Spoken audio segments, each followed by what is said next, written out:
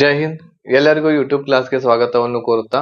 So ಈ ಒಂದು ವಿಡಿಯೋದಲ್ಲಿ ನಾವು RRB ಗ್ರೂಪ್ ಡಿ 2025 ಒಂದು ಏನ್ ನೋಟಿಫಿಕೇಶನ್ ಬಂದಿದೆ ಆ ನೋಟಿಫಿಕೇಶನ್ ಬಗ್ಗೆ ನಾವು ಚರ್ಚೆನ ಮಾಡ್ಲಿಕ್ಕೆ ಹೋಗ್ತಾ ಇದ್ದೇವೆ. ಸೊ ಇದರ ಟೋಟಲ್ ಪೋಸ್ಟ್ ಗಳು 22,195 ಪೋಸ್ಟ್ ಗಳು ಈ ಸಲ ಬಂದಿವೆ. ಅಂತಂದ್ರೆ ಹಿಂದಿನ ಸಲ ಎಷ್ಟು ಪೋಸ್ಟ್ ಗಳಿದ್ದು ಅದಕ್ಕಿಂತ ಒಂದ್ ಸ್ವಲ್ಪ ಕಡಿಮೆ ಪೋಸ್ಟ್ ಗಳು ಬಂದಿವೆ ಈ ವರ್ಷ 2025. ಬಟ್ ಇದು ಈಗ ಸದ್ಯದ್ರಲ್ಲಿ ಕಾಲ್ ಫಾರ್ಮ್ ನಡೀತಾ ಇದೆ ಅಂತಂದ್ರೆ ಅರ್ಜಿಯನ್ನ ನೀವು ಸಲ್ಲಿಸಬಹುದಾಗಿದೆ RRB ಗ್ರೂಪ್ ಡಿ ಎಕ್ಸಾಮ್ಗೆ. ಸೊ 22,000 ಪೋಸ್ಟ್ ಗಳು ಇದರಲ್ಲಿ ನೋಡ್ಲಿಕ್ಕೆ ಸಿಗ್ತಾ ಇದಾವೆ. ಸೊ ಏಜ್ ಏನಿರ್ಬೇಕಾಗುತ್ತೆ, ಜನರಲ್ ದವರಿಗೆ 18 ರಿಂದ 33 ವರ್ಷ ಇತ್ತು ಅಂತಂದ್ರೆ ಜನರಲ್ ಕ್ಯಾಂಡಿಡೇಟ್ಸ್ ಗಳು ನೀವು ಈ ಒಂದು ಅಪ್ಲಿಕೇಶನ್ ಅನ್ನ ಸಲ್ಲಿಸಬಹುದು. ಅದ್ರ ಜೊತೆಗೆ ಇದರ ಕ್ವಾಲಿಫಿಕೇಶನ್ ಏನಾಗಿರ್ತೈತಿ, ಕ್ವಾಲಿಫಿಕೇಶನ್ 10th ಪಾಸ್ ಆಗಿದ್ರ ಅಂತಂದ್ರ ನೀವು ಅಥವಾ ITI ಯಾವ್ದಾರ ಒಂದು 10th ಪಾಸ್ ಆಗಿರ್ಬೇಕು ಅಥವಾ ITI ಆಗಿರ್ಬೇಕು, ಎರಡರಲ್ಲಿ ಯಾವ್ದು ಬೇಕಾದ್ ನಡೀತೈತಿ. 10th ಪಾಸ್ ಆಗಿದ್ರ ಅಂತಂದ್ರ ನೀವು RRB ಗ್ರೂಪ್ ಡಿ ಎಕ್ಸಾಮ್ಗೆ ಅಪ್ಲಿಕೇಶನ್ ಅನ್ನು ಸಲ್ಲಿಸಬಹುದು. ಎಕ್ಸಾಮ್ ನಿಮ್ದು ಕನ್ನಡ ಭಾಷೆಯಲ್ಲಿ ಇರ್ತಾ ಇದೆ, ಕನ್ನಡದಲ್ಲಿ ಎಕ್ಸಾಮ್ ಇರ್ತೈತಿ, ಕನ್ನಡದಲ್ಲಿ ನೀವು ಬರಿಬಹುದು. ಇದ್ರ ಬಗ್ಗೆ ಡಿಟೇಲ್ ಆಗಿ ಚರ್ಚೆಯನ್ನ ಮಾಡೋಣ ನಾವು.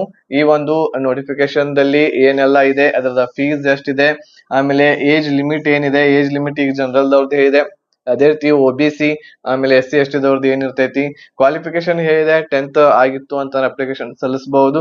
ಎಕ್ಸಾಮ್ ಹೇಗಿರ್ತೈತಿ ಅದ್ರ ಬಗ್ಗೆನೂ ನೋಡೋಣ. ಯಾವೆಲ್ಲ ವಿಷಯಗಳನ್ನ ಓದ್ಬೇಕಾಗುತ್ತೆ ನೀವು ಈ ಎಕ್ಸಾಮ್ಗೆ, ಎಷ್ಟು ನಿಮ್ಗೆ ಟೈಮ್ ಸಿಗುತ್ತೆ ಈ RRB ಗ್ರೂಪ್ ಡಿ ಎಕ್ಸಾಮ್ಗೆ ಪ್ರಿಪರೇಷನ್ ಮಾಡಲು, ಅದೆಲ್ಲಾನು ಕೂಡ ನಾವು ಇದರಲ್ಲಿ ಚರ್ಚೆನ ಮಾಡೋಣ. ಅದ್ರ ಜೊತೆಗೆ 10th ಪಾಸ್ ಆಗಿದ್ರ ಅಂತಂದ್ರೆ ಸಾಕು, ನೀವು ಈ ಒಂದು ಅಪ್ಲಿಕೇಶನ್ ಅನ್ನ ಸಲ್ಲಿಸಬಹುದಾಗಿದೆ. ಸೊ ಯಾರೆಲ್ಲ 10th ಪಾಸ್ ಆಗ್ಯರಿ, ಆಮೇಲೆ ಏಜ್ ನಿಮ್ದು 18 ರಿಂದ 33 ವರ್ಷ ಜನರಲ್ ದವ್ರು ಇದ್ರ ಅಂತಂದ್ರ ಎಲ್ಲರೂ ಕೂಡ ಅಪ್ಲಿಕೇಶನ್ ಅನ್ನ ಸಲ್ಲಿಸ್ರಿ. ಅಪ್ಲಿಕೇಶನ್ ಗಳು ಈಗ ಸ್ಟಾರ್ಟ್ ಆಗಿವೆ. ಕೊನೆಯ ದಿನಾಂಕ ಏನಿದೆ ಅದನ್ನು ಕೂಡ ನಾನು ಈ ವಿಡಿಯೋದಲ್ಲಿ ನಿಮ್ಗೆ ಹೇಳ್ತಾ ಇದ್ದೇನೆ. ಅದಕ್ಕಿಂತ ಮುಂಚೆ ಈ ವಿಡಿಯೋವನ್ನ ವೀಕ್ಷಣೆ ಮಾಡ್ತಾ ಇರುವಂತಹ ನೀವು ನಮ್ಮ ಚಾನೆಲ್ ಅನ್ನ ಸಬ್ಸ್ಕ್ರೈಬ್ ಮಾಡದೇ ಇರ್ತಕ್ಕಂಥವ್ರು ಇದ್ರ ಅಂತಂದ್ರೆ ಸಬ್ಸ್ಕ್ರೈಬ್ ಮಾಡಿ, ಅದ್ರ ಜೊತೆಗೆ ಬೆಲ್ ಐಕನ್ ಅನ್ನು ಸಹ ಕ್ಲಿಕ್ ಮಾಡಿ ಇಟ್ಕೊಳ್ರಿ. ಇದೇ ರೀತಿ ಆಗಿರುವಂತಹ ವಿಡಿಯೋಸ್ ನೋಟಿಫಿಕೇಶನ್ ಅನ್ನ ಪಡ್ಕೋತೀರಿ. ಅದ್ರ ಜೊತೆಗೆ ಈ ವಿಡಿಯೋ ಆದ ನಂತರ ನಾಳೆ ನಿಮ್ಗೆ ಝೋನ್ ಇರ್ತಕ್ಕಂಥದ್ದು ಹೇಳ್ತೀನಿ, ಗಡಬಡಿ ಮಾಡಕ್ ಹೋಗ್ಬೇಡ್ರಿ ಅಪ್ಲಿಕೇಶನ್ ಹಾಕ್ಲಿಕ್ಕೆ. ಯಾವ ಝೋನ್ ಇರ್ತಕ್ಕಂಥದ್ದು ಸೇಫ್ ಆಗಿ ಇರುತ್ತೆ, ಯಾವ ಝೋನ್ ದಲ್ಲಿ ನಾವು ಅಪ್ಲಿಕೇಶನ್ ಸಲ್ಲಿಸಿದ್ರೆ ಕಡಿಮೆ ಕಟ್ ಆಫ್ ನಿಲ್ಲಬಹುದು ಅನ್ನೋದನ್ನ ನಾನು ಈ ಒಂದು ನೆಕ್ಸ್ಟ್ ವಿಡಿಯೋದಲ್ಲಿ ನಿಮ್ಗೆ ಇದೇ ಚಾನೆಲ್ ದಲ್ಲಿ ನಿಮ್ಗೆ ವಿಡಿಯೋ ಸಿಗ್ತಾ ಇದೆ. ಅದರ ಜೊತೆಗೆ RRB ಗ್ರೂಪ್ ಡಿ ಎಕ್ಸಾಮ್ಗೆ ನೀವು ತಯಾರಿಯನ್ನ ನಡೆಸುವಂತ ಅಭ್ಯರ್ಥಿಗಳಿಗೆ ನಮ್ಮಲ್ಲಿ ಕನ್ನಡ ಭಾಷೆಯಲ್ಲಿ ಕಂಪ್ಲೀಟ್ ಕೋರ್ಸ್ ಅವೈಲೇಬಲ್ ಇದೆ. ಈ ಕೋರ್ಸ್ ನಿಮ್ಗ ಓನ್ಲಿ 999 rupees ಅಲ್ಲಿ ಕೊಡಾಕತ್ತೇವಿ.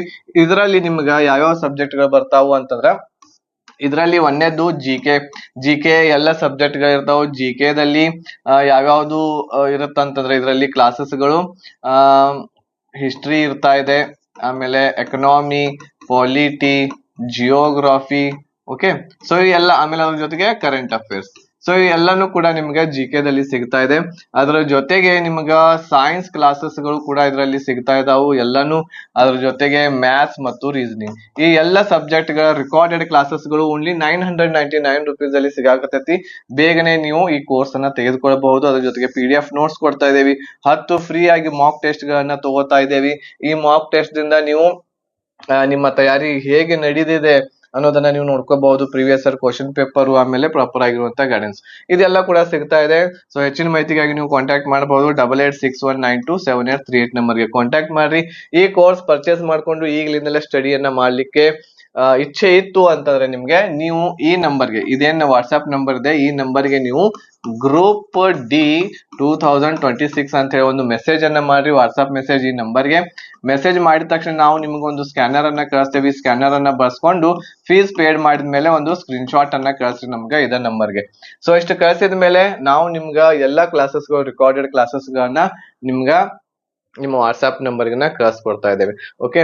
ಸೊ ಎಲ್ಲಾನು ಕೂಡ ಬಹಳ ಕಡಿಮೆ ಫೀಸ್ ಅಲ್ಲಿ ಕೊಡಾಕತ್ತೇವೆ, ಎಲ್ಲರಿಗೂ ಅನುಕೂಲ ಆಗಲಿ ಅಂತ ಹೇಳಿ ಎಲ್ಲರೂ ಕೂಡ ಇದರ ಉಪಯೋಗವನ್ನ ಪಡ್ಕೊಂಡ್ರಿ. ಓಕೆ.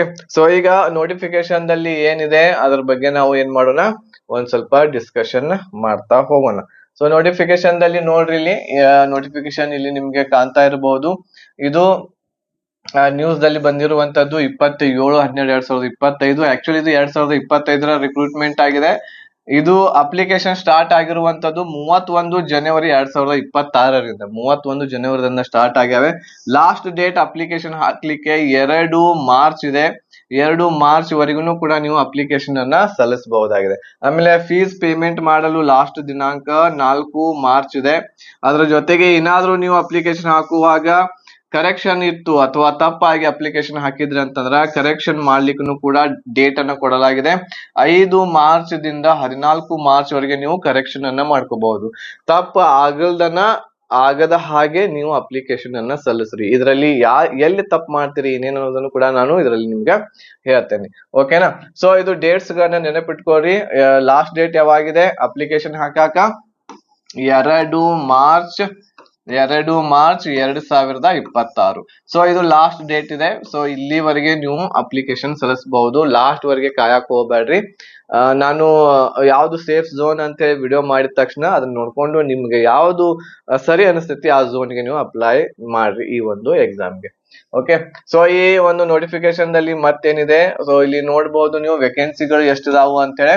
22,195 ವೇಕೆನ್ಸಿ ಇದಾವೆ. ನಿಮ್ಮ ಏಜ್ 18ರಿಂದ 33 ವರ್ಷ ಇದ್ರೆ ನೀವು ಅಪ್ಲಿಕೇಶನ್ ಹಾಕಬಹುದು. ಬೇಸಿಕ್ ಪೇ 18,000ದಿಂದ ಇದರಲ್ಲಿ ಸ್ಟಾರ್ಟ್ ಆಗುತ್ತೆ. ಇದು 7th ಪೇ ಇದ್ದು ಇಲ್ಲಿ ಹೇಳ್ತಾ ಇದ್ದಾರೆ. ಅಂದ್ರೆ ಸ್ಯಾಲರಿ ಹೆಚ್ಚಾಗುತ್ತೆ. ಸ್ಯಾಲರಿ ಬಗ್ಗೆ ಹೆಚ್ಚು ಟೆನ್ಷನ್ ತಗೊಳ್ಲಿಕ್ಕೆ ಹೋಗ್ಬೇಡ್ರಿ. ಇದಾದ್ಮೇಲೆ ಮತ್ತೆ ಇದರಲ್ಲಿ ಏನ್ ಇಂಪಾರ್ಟೆಂಟ್ ಇದೆ ಅಂತಂದ್ರೆ ಏಜ್ ಬಗ್ಗೆ ಇನ್ನೊಂದ್ ಸ್ವಲ್ಪ ಇಲ್ಲಿ ಇರ್ಬೋದು ಮುಂದೆ, ಅದ್ರ ಬಗ್ಗೆ ಹೇಳ್ತಾ ಇದ್ದೇನೆ.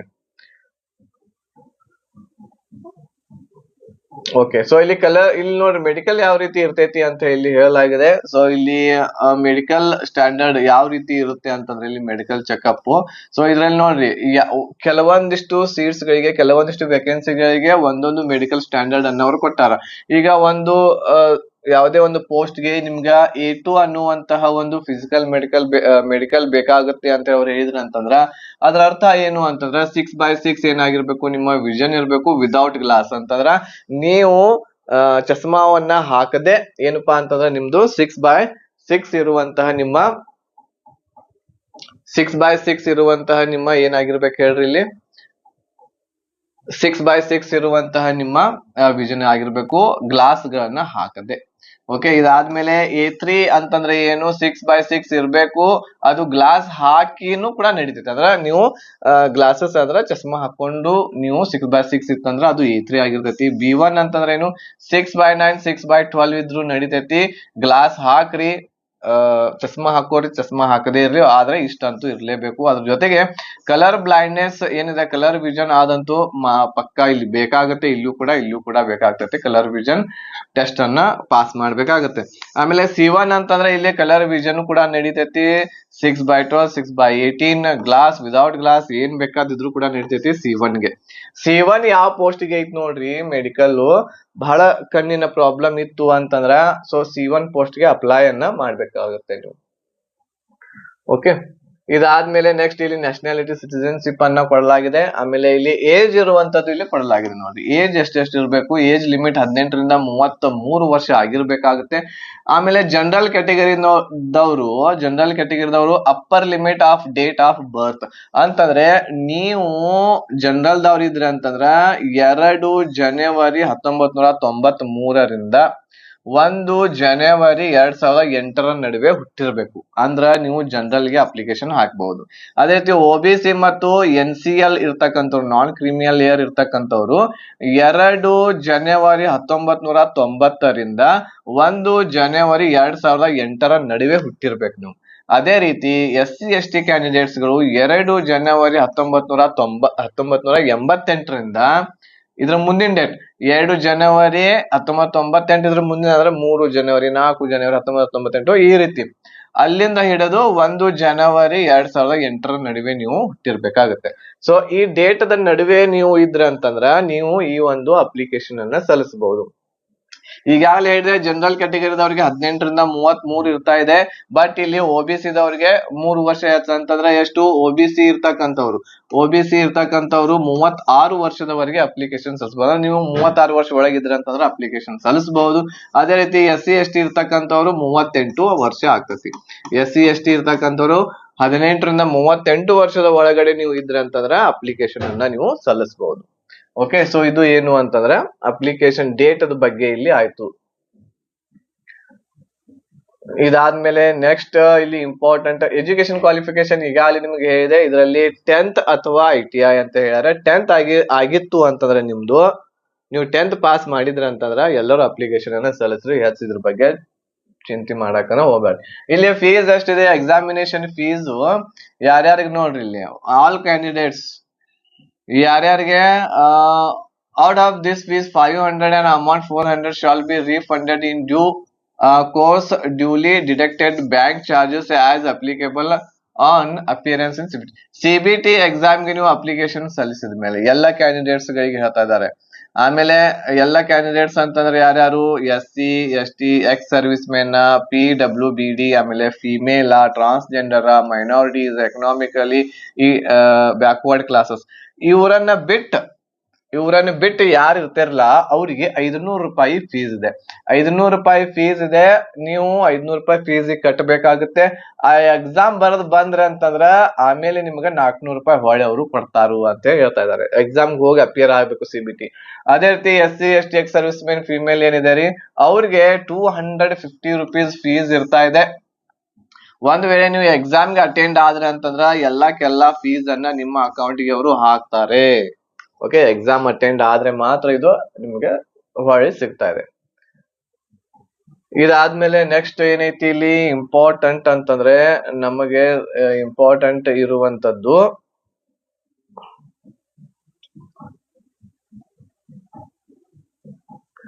ನೆಕ್ಸ್ಟ್ ಇಂಪಾರ್ಟೆಂಟ್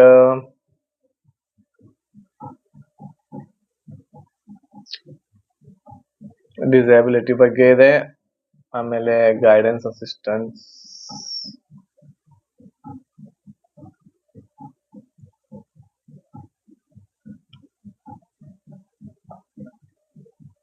ಇಲ್ಲಿ ಎಕ್ಸಾಮ್ ನೋಡ್ರಿ ಯಾವ ರೀತಿ ಸೆಲೆಕ್ಷನ್ ಆಗ್ತೈತಿ ಅಂತ ಹೇಳಿ ಪ್ರೊಸೀಜರ್ ಹೇಳಲಾಗಿದೆ. ರಿಕ್ರೂಟ್ಮೆಂಟ್ ಪ್ರೊಸೀಜರ್ ಹೆಂಗಿರ್ತಾ ಇದೆ, ಮೊದಲು ನಿಮ್ದು CBT ಇರ್ತಾ ಇದೆ, ಕಂಪ್ಯೂಟರ್ ಬೇಸ್ಡ್ ಟೆಸ್ಟ್ ಇರ್ತಾ ಇದೆ. ಇದು 100 ಮಾರ್ಕ್ಸ್ ಗಳಿಗೆ 100 ಕ್ವಶನ್ಸ್ ಗಳು ಇರ್ತಾವು. ಇದರಲ್ಲಿ 4 ಸಬ್ಜೆಕ್ಟ್ ಗಳು ಇರ್ತಾವ. 4 ಸಬ್ಜೆಕ್ಟ್ ಗಳ ಮೇಲೆ ನೀವು ಒಂದು ಎಕ್ಸಾಮ್ ಇರ್ಬೇಕು. ಇದನ್ನ ನೀವು ಕ್ವಾಲಿಫೈ ಆದ್ಮೇಲೆ ನಿಮಗೆ ಎಲ್ಲಿ ಕರೀತಾರು, PET ಕರೀತಾರು, ಫಿಸಿಕಲಿ ಎಫಿಷಿಯನ್ಸಿ ಟೆಸ್ಟ್ ಗೆ. ಆಮೇಲೆ DV ಆಗ್ತೈತಿ, ಡಾಕ್ಯುಮೆಂಟ್ ವೆರಿಫಿಕೇಶನ್, ಆಮೇಲೆ ಮೆಡಿಕಲ್ ಎಕ್ಸಾಮಿನೇಷನ್. ಇಷ್ಟೆಲ್ಲ ಆದ್ಮೇಲೆ ಏನಾಗ್ತೈತಿ, ಫೈನಲ್ ರಿಸಲ್ಟ್ ನಿಮ್ದು ಬರ್ತಾ ಇದೆ. ಫೈನಲ್ ರಿಸಲ್ಟ್ ಇದರಲ್ಲಿ ನೋಡ್ಲಿಕ್ಕೆ ಸಿಗ್ತಾ ಇದೆ. Okay, right. ಸೊ ಇದು 3 ಪ್ರೊಸೆಸ್ ಇದರಲ್ಲಿ ಮಾಡ್ಬೇಕಾಗತ್ತೆ. ಸೊ ಈಗ ಇಲ್ಲಿ ಎಕ್ಸಾಮ್ ಯಾವ ರೀತಿ ಇರ್ತೈತಿ CBT ಅಂತಂದ್ರ, ಒಂದು ಪ್ರಶ್ನೆಗೆ 1 ಮಾರ್ಕ್ಸ್ ಇರ್ತಾ ಇದೆ. ಇಲ್ಲಿ 90 ನಿಮಿಷದವರೆಗೆ ನಿಮ್ಗೆ ಟೈಮ್ ಇರ್ತಾ ಇದೆ. ಇದರಲ್ಲಿ 4 ಸಬ್ಜೆಕ್ಟ್ ಓದ್ಬೇಕಾಗ್ತೈತಿ. ಜನರಲ್ ಸೈನ್ಸ್ 25 ಕ್ವಶನ್ಸ್ ಇರ್ತಾವ, 25 ಮಾರ್ಕ್ಸ್ಗೆ. ಮ್ಯಾಥ್ಸ್ 25 ಕ್ವಶನ್, ರೀಸನಿಂಗ್ 30, ಆಮೇಲೆ GK ಮತ್ತು ಕರೆಂಟ್ ಅಫೇರ್ಸ್ 20. ಹೀಗೆ 100 ಕ್ವಶನ್ಸ್ ಇರ್ತಾವು. 90 ನಿಮಿಷದಲ್ಲಿ ನೀವು ಮಾಡ್ಬೇಕಾಗತ್ತೆ. ಇದರಲ್ಲಿ ಯಾರು ಸೆಲೆಕ್ಷನ್ ಆಗ್ತಾರ ಅಂತಂದ್ರ, ಈ 2 ಸಬ್ಜೆಕ್ಟ್ಗಳು ಏನು ಒಂದನೇದ್ದು ಮತ್ತು ಇದು ಎರಡನೇದು ಇದೆ ಅಲ್ಲ, ಜನರಲ್ ಸೈನ್ಸ್ ಮತ್ತು ಮ್ಯಾಥ್ಸ್ ಯಾರು ಚಂದಂಗಿ ಓದ್ಕೋತೀರಿ, ಯಾರು ಸರಿಯಾಗಿ ಸ್ಕೋರ್ ಮಾಡ್ತೀರಿ, ಅವ್ರದ್ದು ಸೆಲೆಕ್ಷನ್ ಇಲ್ಲಿ ನೋಡ್ಲಿಕ್ಕೆ ಸಿಗ್ತಾ ಇದೆ. ರೀಸನಿಂಗ್ ಎಲ್ಲರೂ ಮಾಡೇ ಮಾಡ್ತಾರ. ನೀವು GK GS ಎಷ್ಟು ಒದ್ದಾಡಿದ್ರು 10 ರಿಂದ 12 ಕ್ವಶನ್ಸ್ ಮಾಡಬಹುದು ಅಷ್ಟೇ. ಬಟ್ ಇಲ್ಲಿ ಸೈನ್ಸ್ ಮತ್ತು ಮ್ಯಾಥ್ಸ್ ಯಾರು ಸರಿಯಾಗಿ ಮಾಡ್ತೀರಿ ಅವ್ರದ್ದು ಸೆಲೆಕ್ಷನ್ ಆಗುತ್ತೆ. ಇದರಲ್ಲಿ ನೆಗೆಟಿವ್ ಮಾರ್ಕ್ ಕೂಡ ಇರ್ತಾ ಇದೆ, 1/3 ಇರ್ತಾ ಇದೆ. ಅಂತಂದ್ರೆ 3 ಕ್ವಶನ್ಸ್ ಗಳನ್ನ ನೀವು ರಾಂಗ್ ಮಾಡಿರಿ ಅಂತಂದ್ರ, 3 ಕ್ವಶನ್ಸ್ ನಿಮ್ಮ ಏನಾದ್ರು ರಾಂಗ್ ಆದ್ವು ಅಂತಂದ್ರ 1 ಮಾರ್ಕ್ಸ್ ಏನ್ ಮಾಡ್ತಾರೆ ಹೇಳ್ರಿ, 1 ಮಾರ್ಕ್ಸ್ ಏನ್ ಮಾಡ್ತಾರೋ ಕಟ್ ಮಾಡ್ತಾರೆ, ಡಿಡಕ್ಟ್ ಮಾಡ್ತಾರೆ.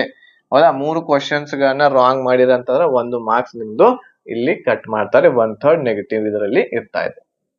ಸಿಲೆಬಸ್ ಅನ್ನ ಇಲ್ಲಿ ನೋಡ್ಬೋದು ನೀವು, ಎಲ್ಲಾ ಸಿಲೆಬಸ್ ಸೇಮ್ ಇದೆ. ಇಲ್ಲಿ mathematics, number system, ಬಾಡ್ಮಾಸ್, decimal, fractions ಇವುಗಳನ್ನ ಓದ್ಬೇಕು. ಜನರಲ್ ಇಂಟೆಲಿಜೆನ್ಸ್ ದೊಳಗೆ ಅನಾಲಜೀಸ್, ಅಲ್ಫಾಬೆಟಿಕ್ ನಂಬರ್ ಸೀರೀಸ್ ಇದೆ, ಕೋಡಿಂಗ್ ಡಿಕೋಡಿಂಗ್ ಇದೆ, ಇವನ್ನ ಓದ್ಬೇಕಾಗುತ್ತೆ. ಜನರಲ್ ಸೈನ್ಸ್ ಇದೆ, ಜನರಲ್ ಸೈನ್ಸ್ ದಲ್ಲಿ ಏನೆಲ್ಲ ಓದ್ಬೇಕು, the syllabus under this shall be cover physics, chemistry, ಆಮೇಲೆ ಬಯಾಲಜಿ. ಇದು 10th ಸ್ಟ್ಯಾಂಡರ್ಡ್ ಲೆವೆಲ್ ಇರ್ತೈತೆ ಅಂತ ಹೇಳ್ತಾ ಇದ್ದಾರೆ. ಈಸಿ ಇರ್ತೈತಿ ಒಂದ್ಸಲ ನೀವು ಸೈನ್ಸ್ ಓದಿರಿ ಅಂತಂದ್ರೆ.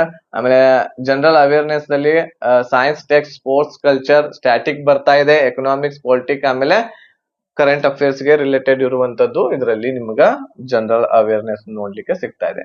PET ಏನಿರ್ತಾ ಇದೆ ನೋಡ್ರಿ, PET ದಲ್ಲಿ ನಿಮ್ದು ಮೇಲ್ ಕ್ಯಾಂಡಿಡೇಟ್ಸ್ ಗಳಿಗೆ PET ಏನಿರ್ತಾ ಇದೆ ಇಲ್ಲಿ 35 kg ಅನ್ನ ತೆಗೆದುಕೊಂಡು 100 ಮೀಟರ್ ವರೆಗೆ ಡಿಸ್ಟೆನ್ಸ್ ವರೆಗೆ ನಡಿಬೇಕಾಗತ್ತೆ 2 ನಿಮಿಷದ ಒಳಗಡೆ.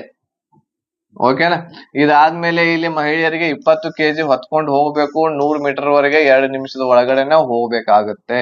ಸೊ ಇದು ಏನು ಅಂತಂದ್ರ ನಿಮ್ಮ ಟಿ ಇಲ್ಲಿ ಆ ತೂಕವನ್ನ ಹೊತ್ಕೊಂಡು ಹೋಗ್ಬೇಕಾಗತ್ತೆ. ಓಕೆನಾ, ರೈಟ್. ನೆಕ್ಸ್ಟ್ ಏನೈತಿ,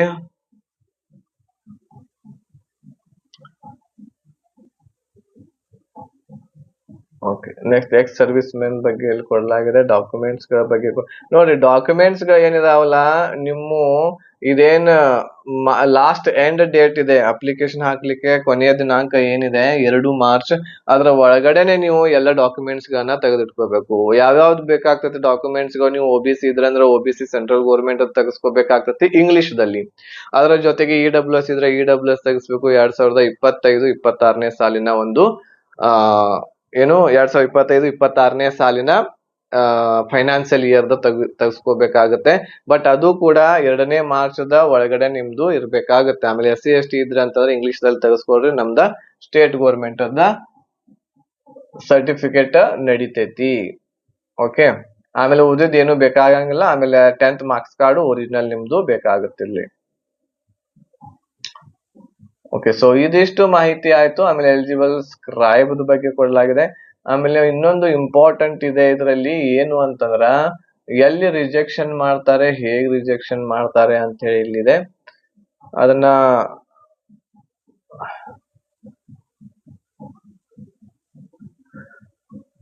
ಅಪ್ಲೋಡಿಂಗ್, ಫೋಟೋ ಅಪ್ಲೋಡಿಂಗ್ ಬಗ್ಗೆ ಒಂದ್ ಸ್ವಲ್ಪ ಹೇಳ್ತೇನೆ. ಫೋಟೋ ಅಪ್ಲೋಡಿಂಗ್ ಆಗಿರ್ಬಹುದು, ಆಮೇಲೆ ಸಿಗ್ನೇಚರ್ ಬಗ್ಗೆ ಒಂದ್ ಸ್ವಲ್ಪ ಗಮನವಿಟ್ಟು ಏನ್ ಮಾಡ್ಬೇಕು ನೀವು ಅಪ್ಲೋಡ್ ಮಾಡ್ಬೇಕಾಗತ್ತೆ. ಯಾಕಂತಂದ್ರ ಅದರಿಂದ ಬಹಳಷ್ಟು ಜನರದ್ದು ಏನಾಗುತ್ತೆ ಹೇಳ್ರಿ, ರಿಜೆಕ್ಟ್ ಇಲ್ಲಿ ನೋಡ್ಲಿಕ್ಕೆ ಸಿಗುತ್ತೆ. ಅದ್ರ ಸಲುವಾಗಿ ಬಹಳ ಕೇರ್ಫುಲ್ ಆಗಿ ಏನ್ ಮಾಡ್ಬೇಕು ನೀವು ನಿಮ್ಮ ಫೋಟೋಸ್ ಗಳಾಗಿರ್ಬಹುದು, ಆಮೇಲೆ ಅದ್ರ ಜೊತೆಗೆ ನಿಮ್ಮ ಸಿಗ್ನೇಚರ್ ಅನ್ನ ಮಾಡ್ಬೇಕಾಗುತ್ತೆ. ಇವೆಲ್ಲ ಸರ್ಟಿಫಿಕೇಟ್ಸ್ ಗಳಿದಾವೆ, ಈಗಾಗಲೇ ನೀವೆಲ್ಲ ಸರ್ಟಿಫಿಕೇಟ್ಸ್ ಗಳನ್ನ ತೆಗೆಸಿರ್ತೀರಿ. ಸೊ ಇಲ್ಲಿ ನೋಡ್ರಿ, ಇಲ್ಲಿ ಯಾವ್ಯಾವ ಪೋಸ್ಟ್ ಗಳಿಗೆ ಯಾವ್ಯಾವ ಮೆಡಿಕಲ್ ಸ್ಟ್ಯಾಂಡರ್ಡ್ ಬೇಕಾಗ್ತೈತಿ ಅಂತ ಇಲ್ಲಿ ಕೊಟ್ಟಾರೋ ಈ ಒಂದು ಇದರಲ್ಲಿ. ಸೊ ಅಸಿಸ್ಟೆಂಟ್ ಇದ್ರೊಳಗಿತ್ರ ಅಂತಂದ್ರೆ ಎಲೆಕ್ಟ್ರಿಕ್ ದಲ್ಲಿ B1 ಇದ್ರ ನಡಿತೈತಿ. ಓಕೆ, ಆಮೇಲೆ ಪೋಸ್ಟ್ ಮನ್ ಗೆ A2 ಬೇಕಾಗುತ್ತೆ, A2 ಮೆಡಿಕಲ್ ಸ್ಟ್ಯಾಂಡರ್ಡ್ ಬೇಕಾಗುತ್ತೆ. ಹೌದಾ, ಇಲ್ಲಿ ಬಹಳಷ್ಟು ಇದಾವು, ಇವುಗಳನ್ನು ಕೂಡ ನೀವು ಚಾಯ್ಸ್ ಮಾಡ್ಕೋಬೇಕಾಗ್ತೈತಿ. ಯಾವ ಪ್ರಿಫರೆನ್ಸ್ ಕೊಡ್ತೀರಿ ಯಾವ ಪೋಸ್ಟ್ ಗೆ ಅಂತೇಳಿ ಇದನ್ನ ನೋಡ್ಕೊಂಡು ಏನ್ ಮಾಡ್ರಿ, ನೀವು ಪ್ರಿಫರೆನ್ಸ್ ಅನ್ನ ಕೊಡ್ರಿ. ನನಗೇನು ಕಾಣಂಗ ಇಲ್ಲಪ್ಪ, ಅವಾಗ ನಾ A2 ಕೊಟ್ನಿ ಅಂತಂದ್ರ ಅವಾಗ ನಿಮ್ದು ಏನಾಗ್ತೈತಿ, ರಿಜೆಕ್ಟ್ ಆಗ್ತೈತಿ. ಅಂದ್ರೆ ಏನು, ಆಮೇಲೆ ನಿಮ್ದು ಮೆಡಿಕಲ್ ದಲ್ಲಿ ನೀವು ಫೇಲ್ ಆಗ್ತೀರಿ ಅಂತ. ಇಲ್ಲೆಲ್ಲ ಸೀಟ್ಸ್ ಗಳನ್ನ ಕೊಡಲಾಗಿದೆ, ಯಾವ್ಯಾವ ಝೋನ್ ದಲ್ಲಿ ಎಷ್ಟೆಷ್ಟು ಅದಾವ ಅಂತ. ಈಗ ಮುಂಬೈದಲ್ಲಿ ನೋಡಬಹುದು ನೀವು, ಇಲ್ಲಿ ಟೋಟಲ್ ವೇಕೆನ್ಸಿಗಳನ್ನ ಇಲ್ಲಿ ಕೊಡಲಾಗಿದೆ, ಯಾವ್ಯಾವ್ದಕ್ಕೆ ಎಷ್ಟೆಷ್ಟು ಅದಾವ. ಅಸಿಸ್ಟೆಂಟ್ ಬ್ರಿಡ್ಜ್ ಅಂತ ಹೇಳಿದೆ, ಇದಕ್ಕೆ ಟೋಟಲ್ 43 ಪೋಸ್ಟ್ ಗಳಾಗಿರ್ಬಹುದು. ಆಮೇಲೆ ಯಾವ್ದಿದು ಟ್ರ್ಯಾಕ್ ಮೇಂಟೈನರ್ ಅಂತ ಹೇಳಿದೆ, ಟ್ರ್ಯಾಕ್ ಮೇಂಟೈನರ್ 1599 ಈ ರೀತಿ ಇದಾವು. ಅವುಗಳನ್ನ ಸರಿಯಾಗಿ ನೋಡಿ ಹಾಕ್ರಿ. ಆಮೇಲೆ ಝೋನ್ ಬಗ್ಗೆ ಹೇಳ್ತೇನೆ ನಾನ್ ನಿಮ್ಗ. ಈ ಸಲ ನಮ್ಮ ಬೆಂಗಳೂರು ಹುಬ್ಳಿ ಏನಿದೆ ಝೋನು, ಅಲ್ಲಿ ಬರೀ 90 ಸೀಟ್ಸ್ ಗಳು ಮಾತ್ರ ಇದಾವು. ಒಂದು ಹೇಳ್ತೇನೆ ನಿಮಗ, ಎಲ್ಲಿ ಹಾಕಿದ್ರೆ ಈ ಸಲ ಸರಿ ಆಗುತ್ತೆ. ಆಮೇಲೆ ಹಿಂದಿನ ವರ್ಷ ಯಾವ್ಯಾವ ಝೋನ್ಗೆ ಎಷ್ಟೆಷ್ಟು ಅಪ್ಲಿಕೇಶನ್ಸ್ ಗಳು ಬಂದಾವು ಅಂತ ಹೇಳಿ. ಈಗ ಇಲ್ಲಿ ಒಂದು ನೋಡ್ಕೊಳ್ಳೋಣ ನಾವು, ಏನು ಅಂತಂದ್ರೆ ಫೋಟೋ ಅಪ್ಲೋಡಿಂಗ್ ಅದ ಬಗ್ಗೆ ಒಂದ್ ಸ್ವಲ್ಪ ನೋಡೋಣ. ಇದರಲ್ಲಿ ಇದೆ, ಬಟ್ ಮುಂದ್ ಹೋತ್ ಅನ್ಸುತ್ತದ. ಫೋಟೋ ಅಪ್ಲೋಡ್ ಮಾಡುವಾಗ ನೋಡ್ರಿ, ಬ್ಯಾಕ್ ಗ್ರೌಂಡ್ ಇರ್ತಕ್ಕಂಥದ್ದು ಹೆಂಗಿರ್ಬೇಕು ಅಂತಂದ್ರ ವೈಟ್ ಇರ್ಬೇಕು. ಹೌದಾ, ಬ್ಯಾಕ್ ಗ್ರೌಂಡ್ ವೈಟ್ ಇರ್ಬೇಕು. ಲೈವ್ ಫೋಟೋ ಅನ್ನ ಕ್ಯಾಪ್ಚರ್ ಮಾಡ್ಬೇಕಾಗುತ್ತೆ. ಆಮೇಲೆ ಶರ್ಟ್ ಇರುವಂತದ್ದು ವೈಟ್ ಹಾಕೊಳಕ್ ಹೋಗ್ಬೇಡ್ರಿ, ಒಂದ್ ಸ್ವಲ್ಪ ಡಾರ್ಕ್ ಶರ್ಟ್ ಅನ್ನ ಹಾಕೊಳ್ರಿ. ಆಮೇಲೆ ಅಪ್ಲೋಡ್ ಮಾಡುವಾಗ ಏನು ಅಂತಂದ್ರ ನೇರವಾಗಿರ್ಲಿ, ನಿಮ್ಮ ಕಣ್ಣಿನ ದೃಷ್ಟಿ ನೇರವಾಗಿ ನೋಡ್ಬೇಕು. 2 ಕಿವಿಗಳನ್ನ ಕಾಣುವ ಹಾಗೆ ಏನ್ ಮಾಡ್ರಿ, ಫೋಟೋವನ್ನ ಅಪ್ಲೋಡ್ ಮಾಡ್ರಿ. ಆಮೇಲೆ ಫೋಟೋ ಅಪ್ಲೋಡ್ ಮಾಡುವಾಗ ಕ್ಯಾಪ್ ಹಾಕೊಳಕ್ ಹೋಗ್ಬೇಡ್ರಿ, ಚಸ್ಮಾ ಇದ್ರೆ ಚಸ್ಮಾನು ಹಾಕೊಳಕ್ ಹೋಗ್ಬೇಡ್ರಿ. ಪೂರ್ತಿ ಫೇಸ್ ಹೆಂಗಿರ್ಬೇಕು ಅಂತಂದ್ರೆ, ಈಗ ನನ್ ಹೆಂಗ್ ಫೇಸ್ ಐತಲ್ಲ ಆ ರೀತಿ ಪೂರ್ತಿ ಕ್ಲಿಯರ್ ಆಗಿರುವಂತಹ ಫೇಸ್ ಇರ್ಬೇಕು. ಟೊಪ್ಗಿ ಇರಬಾರ್ದು, ಕ್ಯಾಪ್ ಇರಬಾರ್ದು. ಓಕೆ, ಆಮೇಲೆ ಕಿವಿ ಒಳಗೆ ಏನು ಹಾಕೊಂಡಿರ್ಬಾರ್ದು. ಇಯರ್ ಬಡ್ಸ್ ಗಳನ್ನ ಹಾಕೊಂಡ್ರ ಅಂತಂದ್ರೆ ಅಲ್ಲಿ ರಿಜೆಕ್ಟ್ ಮಾಡ್ತಾರೆ. 2 ಕಿವಿ ಕಾಣ್ಬೇಕು, ಆಮೇಲೆ ಸ್ಟ್ರೇಟ್ ಆಗಿ ನೋಡ್ತಿರ್ಬೇಕು. ಫೋಟೋವನ್ನ ತಕ್ಕೊಡ್ರಿ. ಆಮೇಲೆ ವೈಟ್ ಬ್ಯಾಕ್ ಗ್ರೌಂಡ್ ಇರ್ಲಿ, ಹಿಂದ್ ಹೆಂಗಿರ್ಬೇಕು, ವೈಟ್ ಬ್ಯಾಕ್ ಗ್ರೌಂಡ್ ಇರ್ಬೇಕು. ಶರ್ಟ್ ಇರುವಂತದ್ದು ಒಂದ್ ಸ್ವಲ್ಪ ಡಾರ್ಕ್ ಹಾಕೋರಿ, ವೈಟ್ ಅನ್ನ ಹಾಕೊಳ್ಲಿಕ್ಕೆ ಹೋಗ್ಬೇಡ್ರಿ. ಇದು ಏನು ಫೋಟೋ ಅಪ್ಲೋಡಿಂಗ್ ಬಗ್ಗೆ ಆತು. ಈಗ ಸಿಗ್ನೇಚರ್ ಸೈನ್ ಅನ್ನ ಹೆಂಗ್ ಮಾಡ್ಬೇಕು ಅಂತಂದ್ರೆ, ಸೈನ್ ರನ್ನಿಂಗ್ ಹ್ಯಾಂಡ್ ರೈಟಿಂಗ್ ದಿಂದ ಮಾಡ್ಬೇಕಾಗ್ತತಿ. ಓಕೆ, ರನ್ನಿಂಗ್ ಹ್ಯಾಂಡ್ ರೈಟಿಂಗ್ ಅಂತಂದ್ರೆ ಈಗ ನಾನು ಸೈನ್ ಮಾಡಿನಿ ಅಂತಂದ್ರ ಈ ರೀತಿ ಆಕಾಶ್. ಓಕೆ, ಸೊ ಇದು ನೋಡ್ರಿ, ಇದು ಏನು ಅಂತಂದ್ರ ಒಂದಕ್ಕೊಂದು ಎಲ್ಲಾ ಲೆಟರ್ಸ್ ಗಳು ಏನ್ ಆಗ್ಬೇಕು ಅಂತಂದ್ರ ಜಾಯಿಂಟ್ ಆಗಿರ್ಬೇಕು. ಈಗ ಅದ ಆಕಾಶನ ಹಿಂಗ್ ಬರುತ್ತೆ ಅಂತಂದ್ರ ನಾನ ಆಕಾಶ್, ಇದು ನನ್ನ ಸೈನ್ ಮಾಡಿನಿ ಅಂತಂದ್ರೆ ಇದು ರಿಜೆಕ್ಟ್ ಆಗುತ್ತೆ, ಇದು ತಪ್ಪು. ಈ ರೀತಿ ಮಾಡ್ಬೇಕು. ಓಕೆ, ಆಕಾಶ್ ಇದು ಏನು ಅಂತಂದ್ರ ರನ್ನಿಂಗ್ ಹ್ಯಾಂಡ್ ರೈಟಿಂಗ್ ಒಳಗ ಆಗ್ಬೇಕು. ಈ ರೀತಿ ಸಿಗ್ನೇಚರ್ ಇದ್ರ ನಡಿತೈತಿ. ಆಮೇಲೆ ಸಿಗ್ನೇಚರ್ ಅನ್ನ ಬ್ಲ್ಯಾಕ್ ಪೆನ್ ದಿಂದನ ಮಾಡ್ರಿ, ಬ್ಲ್ಯಾಕ್ ಪೆನ್ ದಿಂದನ ಮಾಡಿರ್ಬೇಕು ಅಂತ ಹೇಳ್ಯಾರ. ಬ್ಲ್ಯಾಕ್ ಇಂಕ್ ಇರುವಂತಹ ಬಾಲ್ ಪಾಯಿಂಟ್ ಪೆನ್ ದಿಂದನ ಮಾಡಿರ್ಬೇಕು. ಓಕೆ, ಯಾವ್ದೋ ಜೆಲ್ ಪೆನ್ ದಿಂದ ಮಾಡಕ್ ಹೋಗ್ಬೇಡ್ರಿ. ಸೊ ಬ್ಲ್ಯಾಕ್ ಪೆನ್ ಇರ್ಬೇಕು, ಆಮೇಲೆ ಸಿಗ್ನೇಚರ್ ಈ ರೀತಿ ಇರುವಂತದ್ ಇರ್ಬೇಕು, ಫೋಟೋ ಈ ರೀತಿ ಅಪ್ಲೋಡ್ ಮಾಡ್ರಿ, ರಿಜೆಕ್ಟ್ ಆಗಂಗಿಲ್ಲ. ಸೊ ಇವಿಷ್ಟು ಏನು ಅಂತಂದ್ರ ಎಲ್ಲವುಗಳನ್ನ ಒಂದ್ ಸ್ವಲ್ಪ ಗಮನದಲ್ಲಿ ಇಟ್ಕೊಂಡು ಅಪ್ಲಿಕೇಶನ್ ಅನ್ನ ಸಲ್ಲಿಸ್ರಿ. ಆಮೇಲೆ ಇಲ್ಲಿ ಏನ್ ಈಗ ನಿಮ್ಗ ಹೇಳಿದೆ, ಇದರಲ್ಲಿ